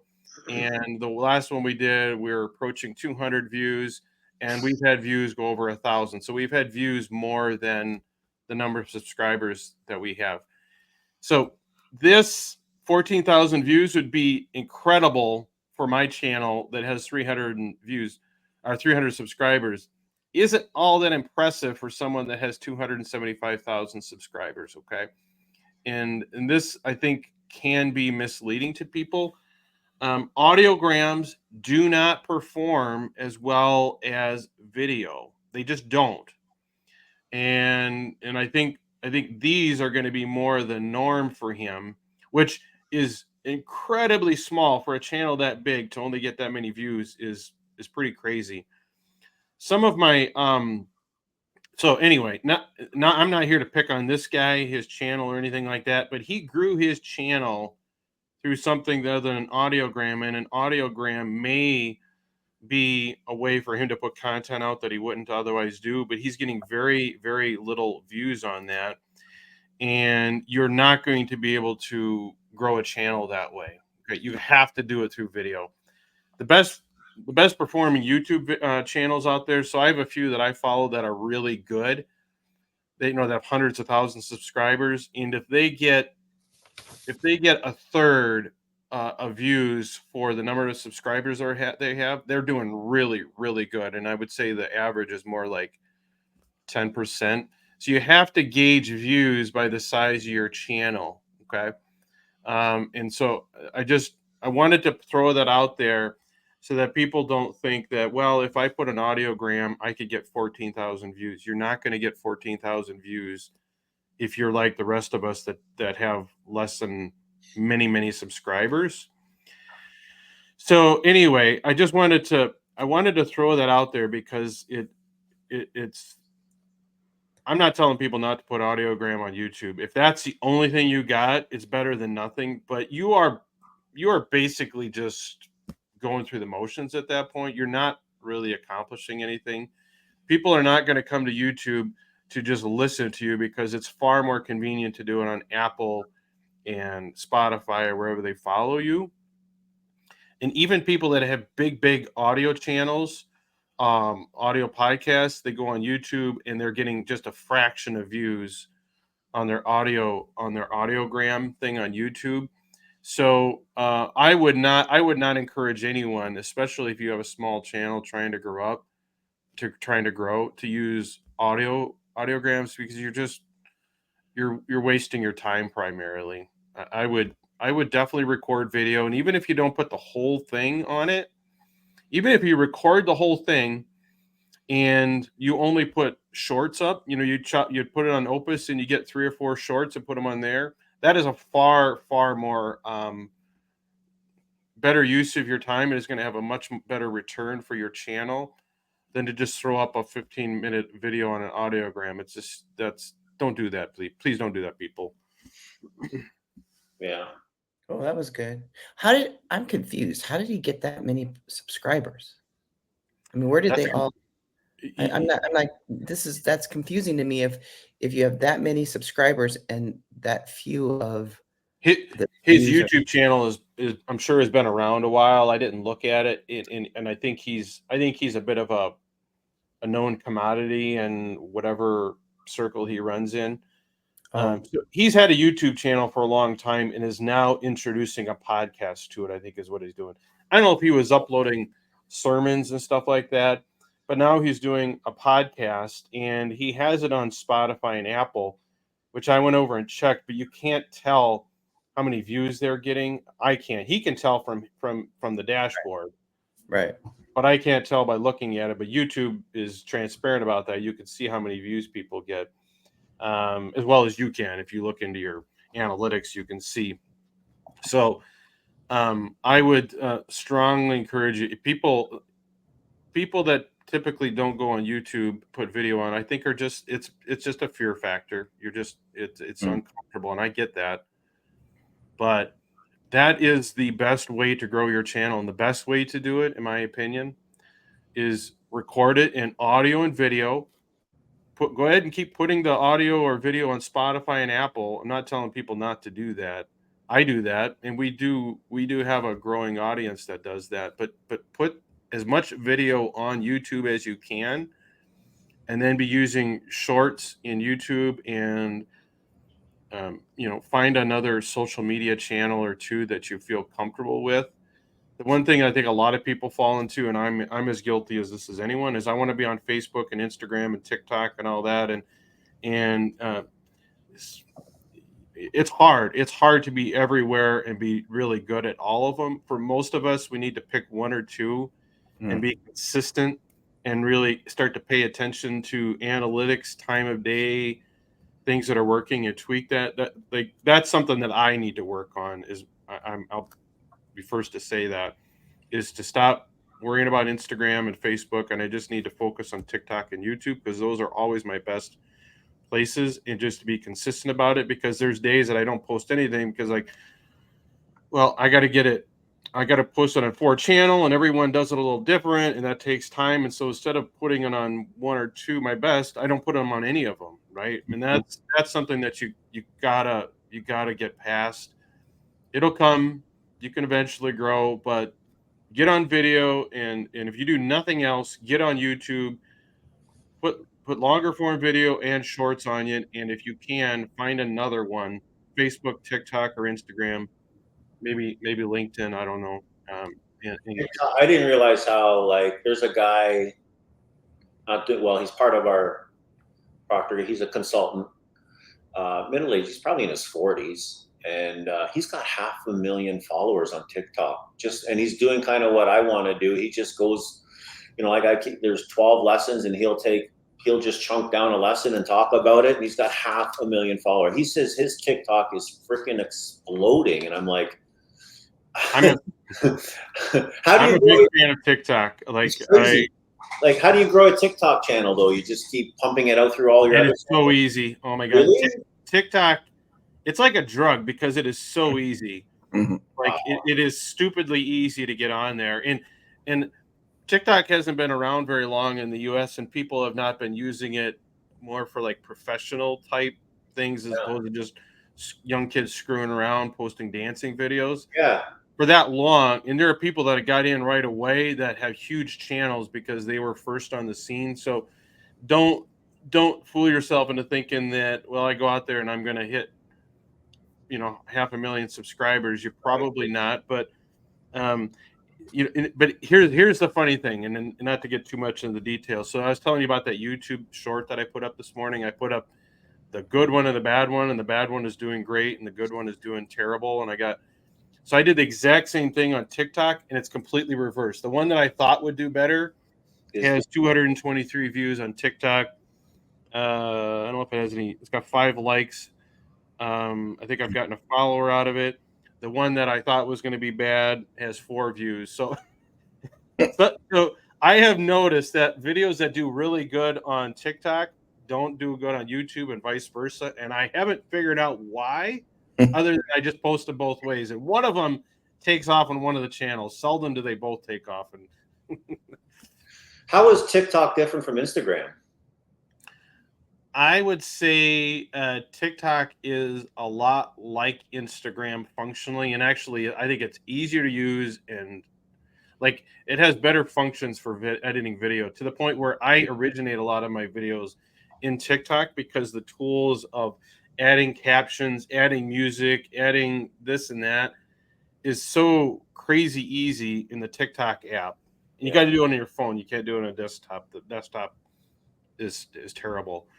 But the creating the video and editing, and you can like put up 3 clips together and move them around and edit them and add images and stuff like that is really, really good in TikTok. The difference between TikTok and Instagram is, how I want to say, I think Instagram is more like follower based, like your friends that follow you. It's more like Facebook. Well, they're owned together. So Right. your circle of influence tends to be more limited to people that you're already connected with, whereas TikTok, you don't really have that. It just blows everyone out there into the public, and then everyone is just kind of out, and it's sort of chaotic if you think about it. But you get turned out into just this waters of hungry fish that are looking for your content, and so like videos just take off, and you get comments, and there's like no bots on TikTok. I don't know how they do it. Like it's all real people. Now a lot of them are crazy, but they're actual people engaging with you. So TikTok is super easy, and actually I'm putting out a course on simple TikTok too. So if you want me to show you how Perfect. to do that, Sign me up. I'll do that. I bought the domain simpletiktok, I think, .com. I love it. Wow, man, you are on this stuff. Hey, I have to tell you something funny. I agree with everything that Craig is saying about TikTok. And then I heard that, it was a Chinese owned company and they were like watching us. So I shut mine down. It scared me. So I shut it down.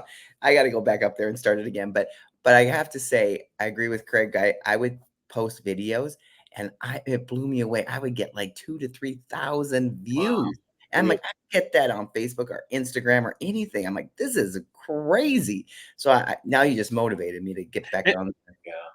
And I've gotten on my professional stuff I put on there, I've gotten more actual leads from people that weren't just spamming me on TikTok than YouTube and Facebook or whatever. Like I don't understand it. Like I can't believe it's not just spammy OnlyFans bots. Like that's all Twitter is for the most part. These are like real people, and I have no idea why people are searching for the stuff that I do on TikTok, but they are there.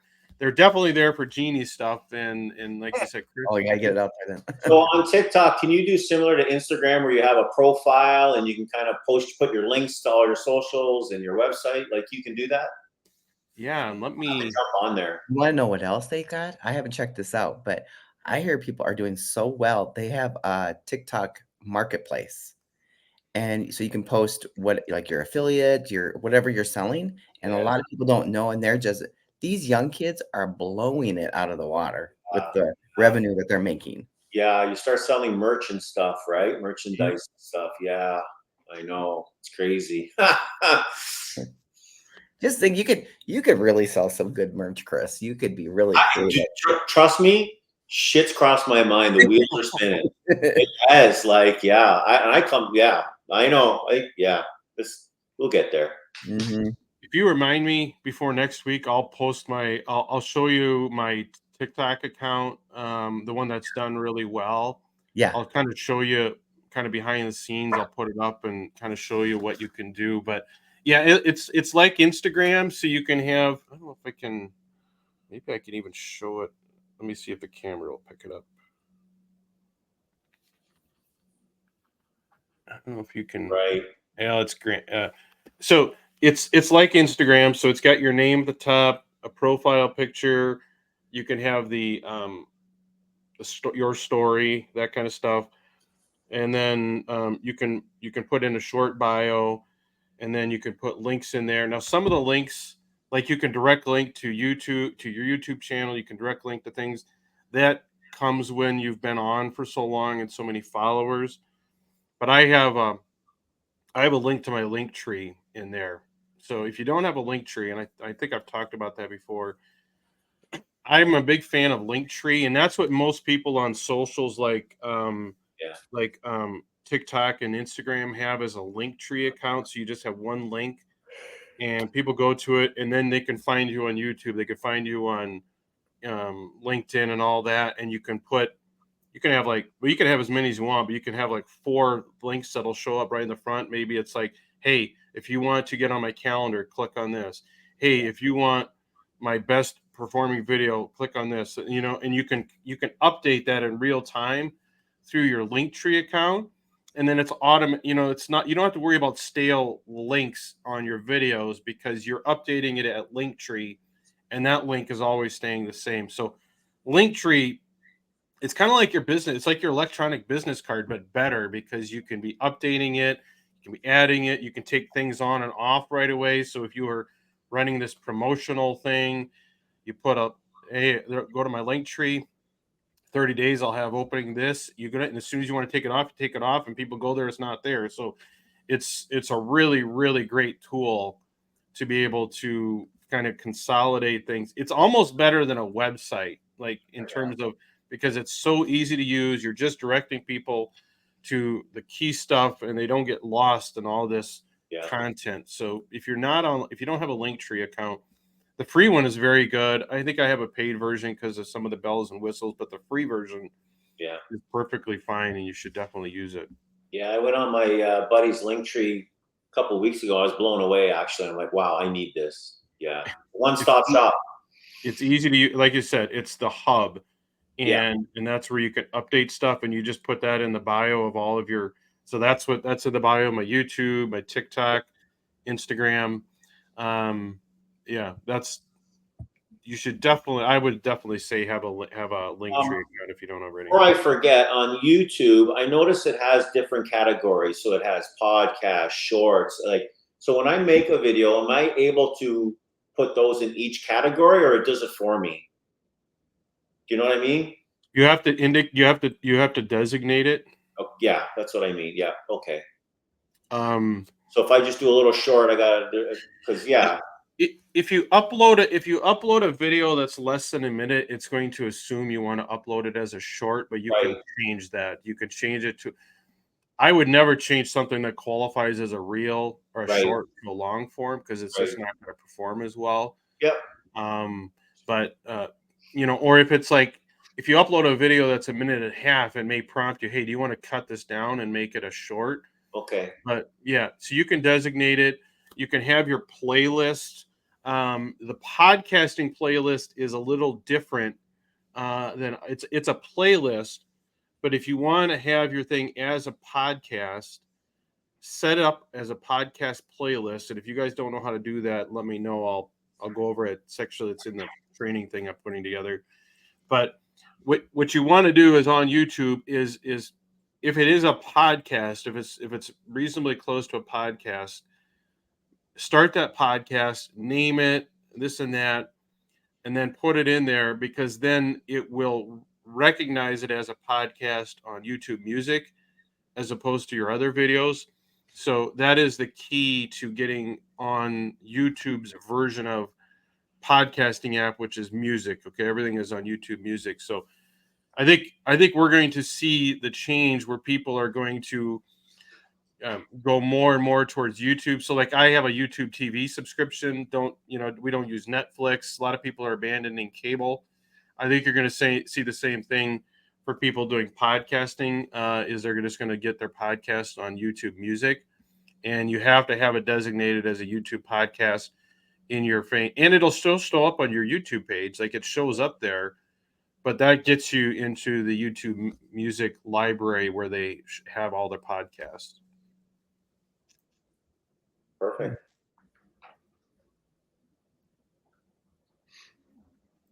All right. Hey, could you like maybe next week, because I know we're into this an hour and 30 minutes.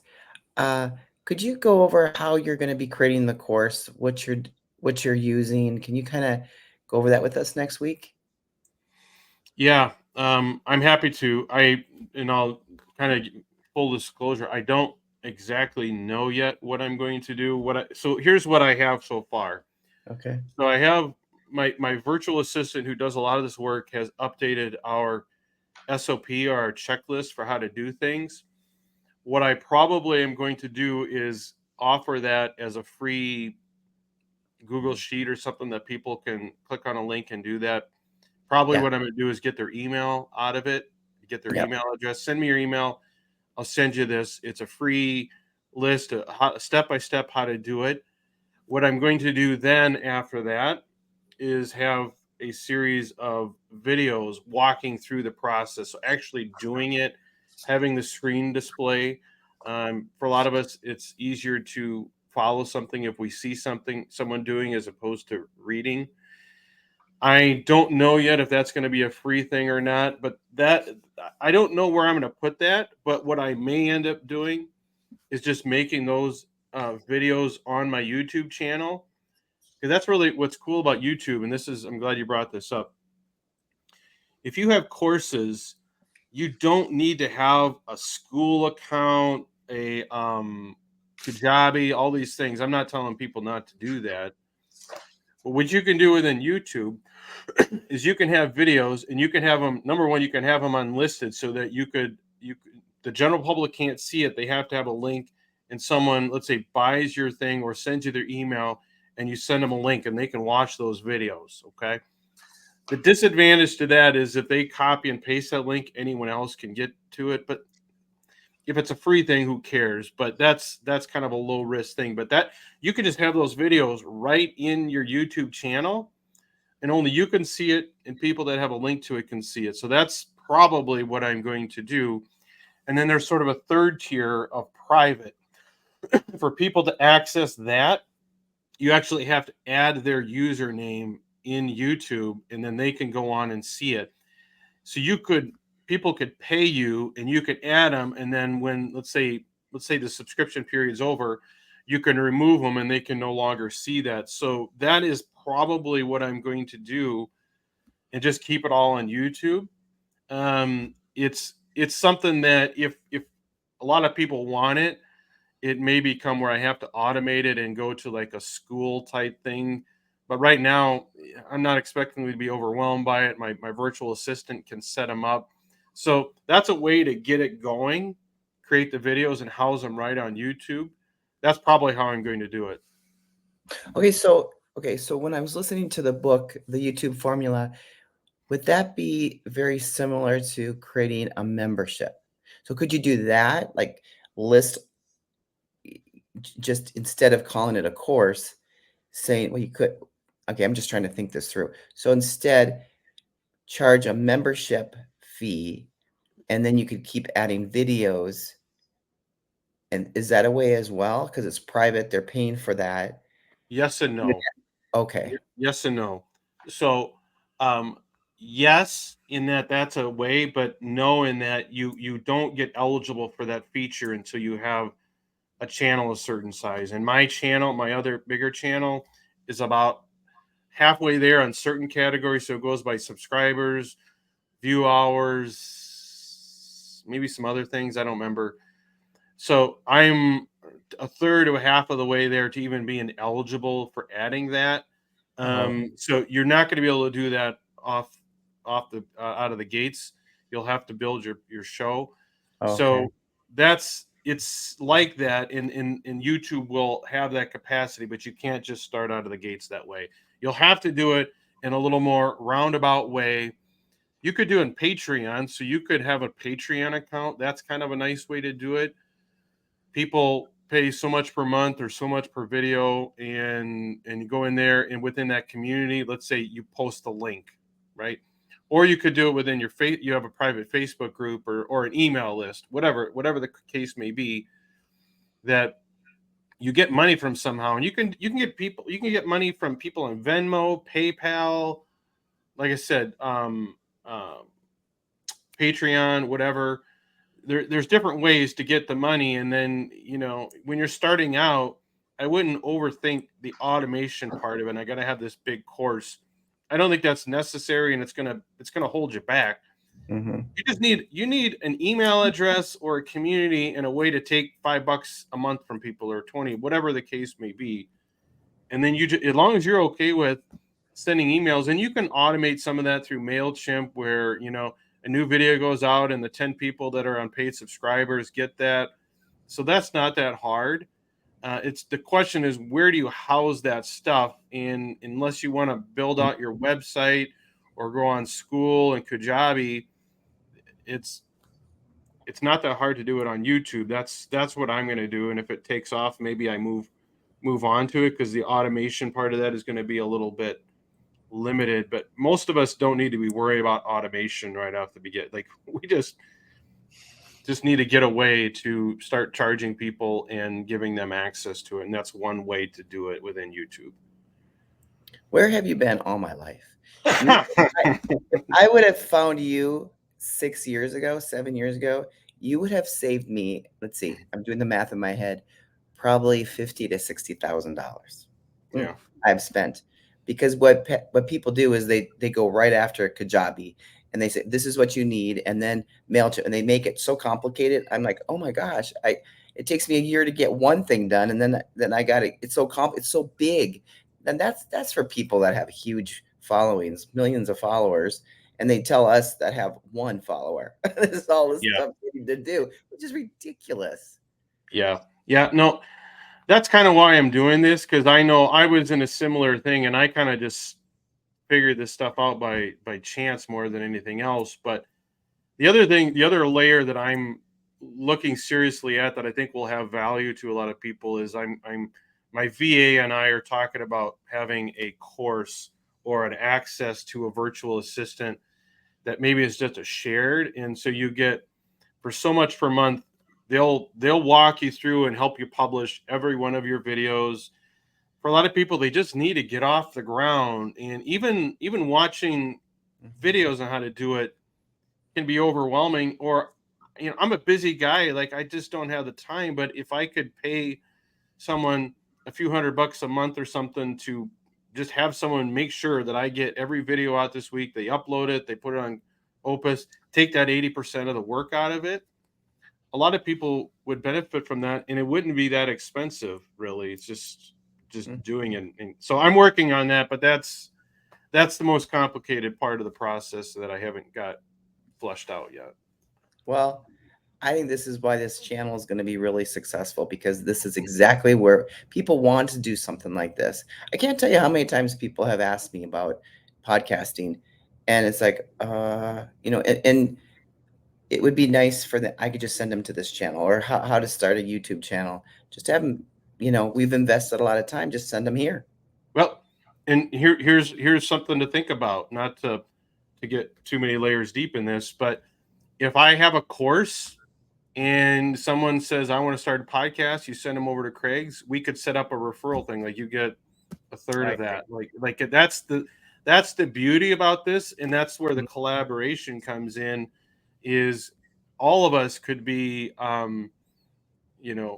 helping each other and promoting each other and getting an affiliate type referral thing. And you could be above board about it and say, hey, I got this buddy, Craig, he's got a course.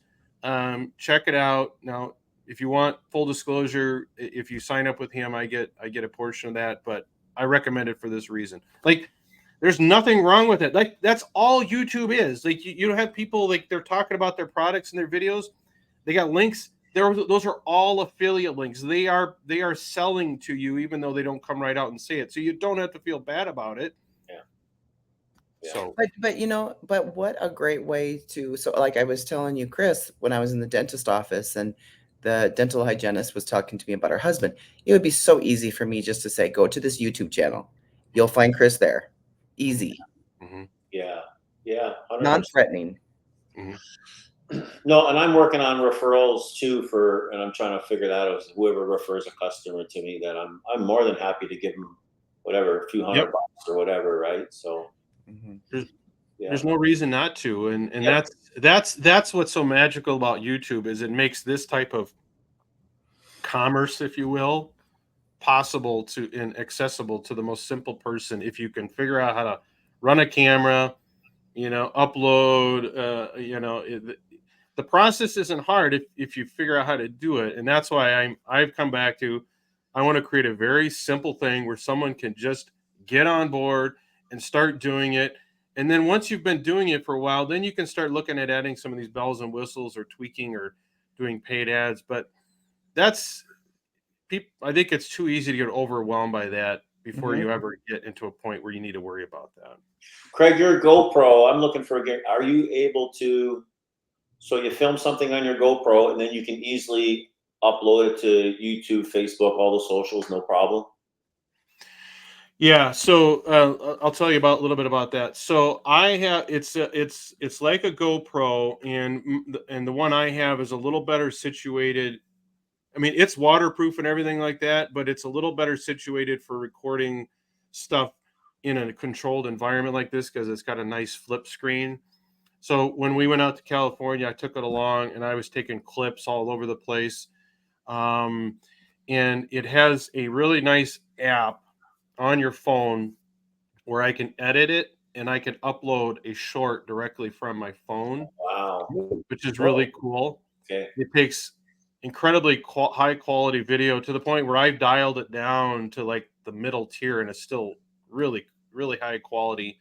The audio is very good. So I carry that around with me because it's a little more discreet than having my phone up in front of people.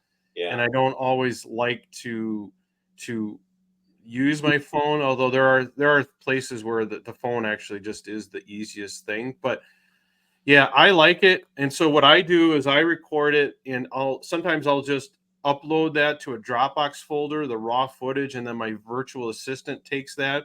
So she kind of starts the generation of daily clips, gets them down to a minute, adds our logo, adds different things, and then she sends it to me, and then I upload it to TikTok just because TikTok works best if it comes from my phone as opposed to her. It doesn't like people from the Philippines uploading to someone else's account. So I do that.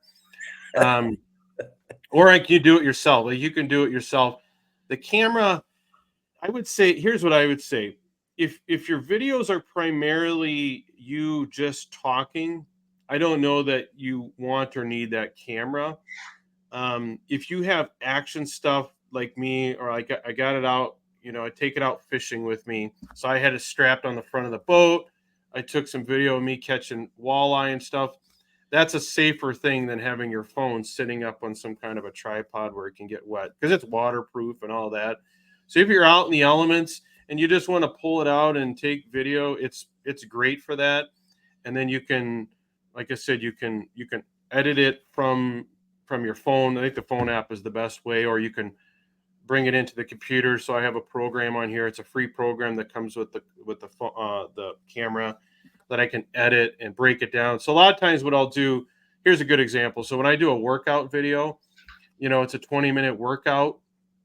I'll bring it on and I can strap it on at the gym and just get me doing a video or workout.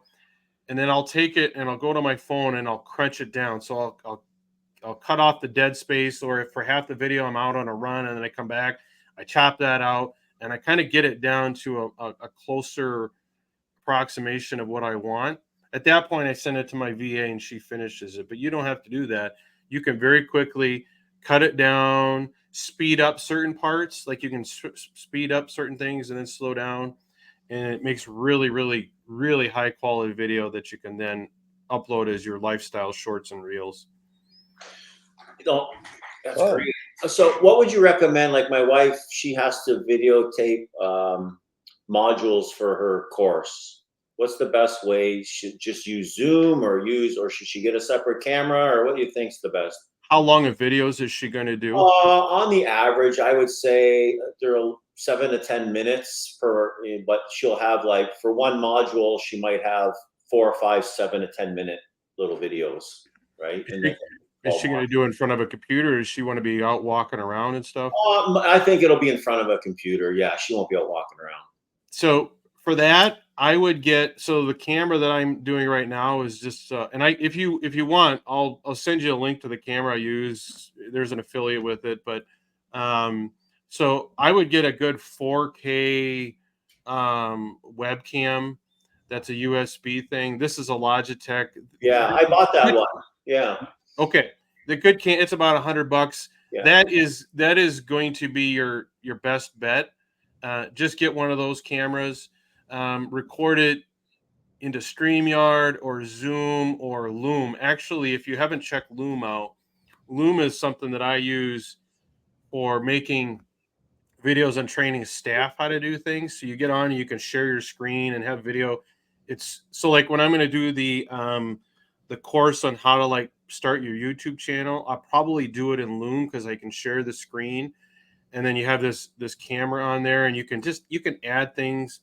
So that's an option too, is to record it in Loom. But I would just use a good webcam. I would not use my the GoPro or whatever that I use for that. That is it's overkill for this. It creates for this. So just use a good high quality 4K or better webcam for that and record it onto a computer. Yeah. Mm-hmm. But why can't you just use Loom and just talk right into Loom and record that? Why do you need a camera? You can, and you don't need, like, you could share your screen and have your camera off on Loom. Which is, so like, let's say I'm uploading a video to YouTube. You could put it on Loom and it'll show your screen, and you can say, okay, now I'm going to click here and let me tell you why. And this, you don't have to have your camera on for that, but usually you put your camera, like it'll put your video in a little circle down in the corner. You can move it all over the place. Or you can put it side by side, kind of like we had here when we had that YouTube channel up before. So Loom gives you those options to have the camera on or off, and then it will AI generate a transcript and you can put folders, and it's really easy to share with other people. Loom is more, I would say Loom is more for like team environments where you want to like make a video and send it to your assistant or team member and show them how to do stuff. But it's like Zoom in that you can do it individually, and it has, I would say, bells and whistles that are a little better designed for like tutorials and like showing people. So if she's going to be going through a form or a web page, walking through people as opposed to just talking, Loom is kind of a nice option for that. And there's free versions. I think the paid version I use is $20 a month or something like that. But a lot of people use Loom for that kind of stuff. Good stuff. So I'm kind of confused about that because I'm going down that road. I'm not sure. Do you use to record your course? Okay, I'm trying to wrap my brain around it. Is it better to talk into your computer?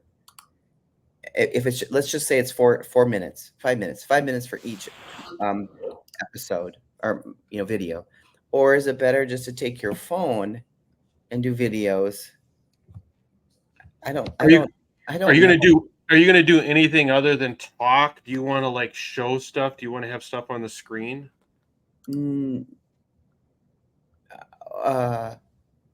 That's a great question. Maybe you've got like a PowerPoint or something like that. Okay. Now, okay, I get it. Now I get it. Yeah, it would be Loom. Yeah, if you want to have something on the screen in addition to or primarily over your video, you want to use Loom, or you could use Zoom and share your screen and do it that way. Okay. If it's just purely you talking, then you don't need to. You can use your phone. Although I still like not filling up my phone with videos. I would just record it onto Zoom or something using a good high quality webcam, like a 4K or something like that. So that's my next question. Why do you need a webcam if you can just? So I have a Mac.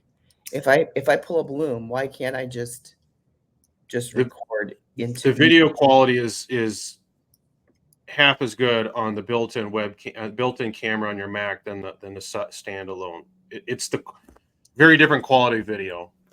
Oh, it is. Yeah, so and you, actually, I could probably show you in real time here. Let me see. yeah. Camera. So right now I'm using my Logitech. I'm gonna flip to the built-in one, and maybe you won't be able to tell greatly, and it's at a different angle, so I apologize. But the quality is just not as good on the built-in one as it is in a good standalone one. So that's the problem that you're gonna have. So the Logitech is connected. What kind of computer are you using? I'm recording this on an iMac. It's the same thing as my MacBook Air. So the camera is just it clips on the top of the computer. You can put it on a tripod, and then it just connects by USB to the computer. Oh, okay. So if Oh, if you're gonna do it, if you're gonna go through the hassle, spend the $100 and get a good camera, because the one that's built into your computer, and I don't care what kind of computer, if it's a PC or Mac, is just not going to have the good quality unless you don't want people to see you very well. yeah. Okay, that makes sense. Okay, I got that now. Okay. Mhm. And your mic, you're gonna want a better mic. So don't use the built-in mic. Um, use your. I assume you have a mic in front of you. You're not just using your computer mic, or maybe you are. Yeah, I mean, I'm using my computer mic. Yes, I'm using You were every. breaking up a little bit before, and that's yeah. See, Chris has got the Yeti. Mine's a mine's a Yeti. Um, Well, mine's a Yeti, but it's not plugged into my computer. yeah, it's not doing much other than looking nice, right? Yeah, it is. It's just all looks. That's it.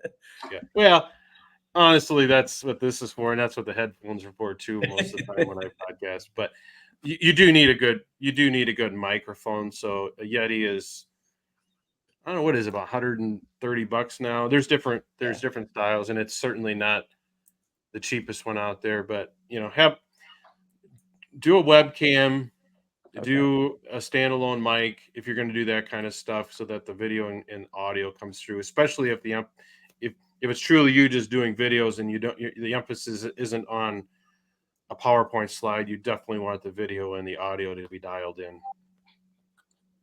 How do you? Okay, this is a dumb question, but so I use a PC for recording my podcast, and it just the Yeti just hooks into that UPS cord. USB. Hmm. Yeah, thank you. And so, but I can't figure out. There's no way for me to connect this to my iMac. How do you connect that? Do you have to buy a little adapter? Yeah, I don't have it in front of me here. You can, if you go on Amazon, and if you so there's a USB to, is it USB C? Is that what the Mac the how old is your Mac? Your Mac doesn't have a USB port? No, it's actually brand new. So I got it like 6 months ago. Should be able to connect, no problem. Yeah, so there's no USB. Yeah, Um, mine's the same way. So these two ports on the side next to the power port, there's a couple of ways, but there's adapters that will connect to Yeah, I USB. got it. I do. You know what? One sec. I got it right here. You can do the same thing for your phone. I have the adapter that goes into the bottom of the iPhone too. oh, So if you really want to, now that looks pretty crazy having the Yeti hooked up to the iPhone, but you can do that too. But it's just a simple adapter. oh, okay. Yeah. So I got a light. So the lightning goes into my thing, and then it has 3 options. Mm-hmm. Oh, gotcha. Yeah. Okay. So go Best Buy or wherever. I mean, I don't know. This adapter's a little. This is Is that an actual Apple product? 50 or $60. Yeah. That's going to be on the more expensive side. If you want something cheap, if you can't find it, I can send you a link to Amazon. I think the simple adapters are like $10 Yeah. for a USB to USB-C. Yeah. And then it'll plug into your MacBook, and it'll pick it up. It'll pick it up. You may have to go select it. You may have to go under the audio and select Yeah. the Yeti as opposed to the built-in one. And same thing with the camera. You'll have to go in and make sure that it's pulling from the right one. But it'll pick it up especially if you're doing on a newer Mac. It'll find it. Okay. Thank you. Mm-hmm. Beautiful. Good stuff today, gang. Yeah. Wow. 2 hours? Has this been 2 Time hours? flies when you're having fun. Sean missed a good one. Yes, he did. He did. Yeah. Well, get enough. This is good. So here's what we'll do then. I'll go ahead and I'll create that YouTube. Maybe even today. I'll get that set up. I'll send a link for you guys to this video and everyone else in the group. But certainly if there are questions that people want to bring up, if someone wants to see TikTok or whatever, throw it in the chat or the Facebook group, and I'm happy to then I can get it queued up and I can get it set up so that it's easy to share within StreamYard as opposed to fumbling around trying to find it while we're talking. So Good. Okay. All right. Thank you, gentlemen. This was very good again. Great stuff. Thank you. Thank you. Have a good one, everyone. Yep. See ya.